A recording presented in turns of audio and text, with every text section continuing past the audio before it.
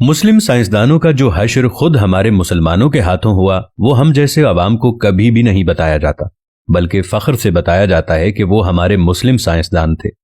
अगरचे इल्म का कोई मजहब नहीं होता, मगर इनमें से 5 साइंसदानों का मुख्तसर अहवाल आपके सामने पेश कर रहे हैं, जिससे आप खुद अंदाजा लगा लें कि इन मुस्लिम साइंसदानों के साथ क्या सलूक हुआ। खुदा न खास्ता अगर मुल्क पाकिस्तान में भी कोई सियासतदान, कोई ऐसा साइंसदान पैदा हो जाता है तो वो भी मेंटली तौर पर खुद को तैयार रखे। पहले नंबर पर जो आता है वो है याकूब अल-कंदी। याकूब अल-कंदी फलसफे, तिब्बियात, रियाजी, तिब, मूसीकी, कीमिया और फल्कियात का माहिर था। अल-कंदी की फिक्र के मुखालिफ खलीफा को जब इख्तदार मिला तो उसने मुल्ला को खुश करने की खातिर अल-कंदी का कुतुबखाना जब्त कर दिया और उसको 60 बरस की उम्र में सरे आम कोड़े मारे गए। हर कोड़े पर अल-कंदी तकलीफ से चीख मारता और तमाशबीन कहकहे लगाते थे। नंबर 2 पे आते हैं इब्ने रुश्द। यूरोप की नशात सानिया में कलीदी किरदार अदा करने वाले उंदलस के मशहूर आलिम इब्ने रुश्द को बेदीन करार देकर उसकी किताबें नजर आतिश कर दी गईं। एक रिवायत के मुताबिक उसे जामे मस्जिद की सुतून से बांध दिया गया और नमाजियों ने उसके मुंह पर थूका। इस अजीम आलिम ने अपनी जिंदगी के आखिरी अय्याम इंतहाई जिल्लत और गुमनामी की हालत में बसर किए। तीसरे नंबर पर आते हैं इब्ने सीना। जदीद तिब के बानी इब्ने सीना को भी गुमराही का मुर्तकिब और मुर्तद करार दिया गया। मुख्तलिफ मुस्लिम हुक्मरान उसके ताक़ुब में रहे और वो जान बचाकर फिरता रहा। उसने अपनी वो किताब जो 600 साल तक मशरिक और मगरिब की यूनिवर्सिटियों में पढ़ाई गई, यानी अल कानून फित तिब, उन्होंने हालत रूपोशी में लिखी थी। चौथे नंबर पर आते हैं ज़िक्रिया अर्राज़ी।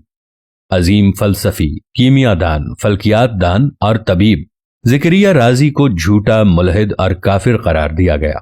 हाकिम वक्त ने ऑर्डर पास किया कि राज़ी की किताब उस वक्त तक उसके सर पर मारी जाए जब तक या तो किताब नहीं फट जाती या राज़ी का सर नहीं फट जाता।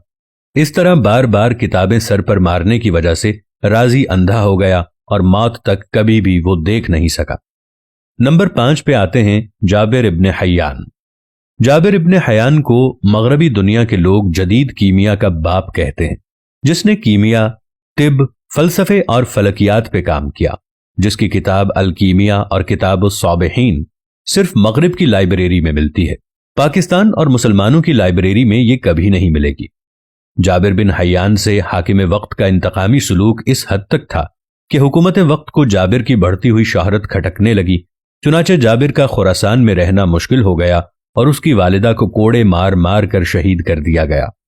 जाबिर अपनी किताबें और लेबॉर्टरी का मुख्तसर सामान समेटकर इराक के शहर बसरा चला गया। हमारे मुसलमान हुक्मरानों ने इन अजीम साइंसदानों का ये हाल किया और मौजूदा दौर में इस बात पर गौर करना चाहिए कि अगर कोई काबिल इंसान हो तो मुआशरा और हुकूमत उसके साथ क्या सलूक करे। और डॉक्टर अब्दुल कदीर खान के बारे में तो आप जानते ही होंगे। उनके साथ बहसीयत कौम हमने क्या किया, कैसा सलूक किया, उन्हें क्या सिला दिया।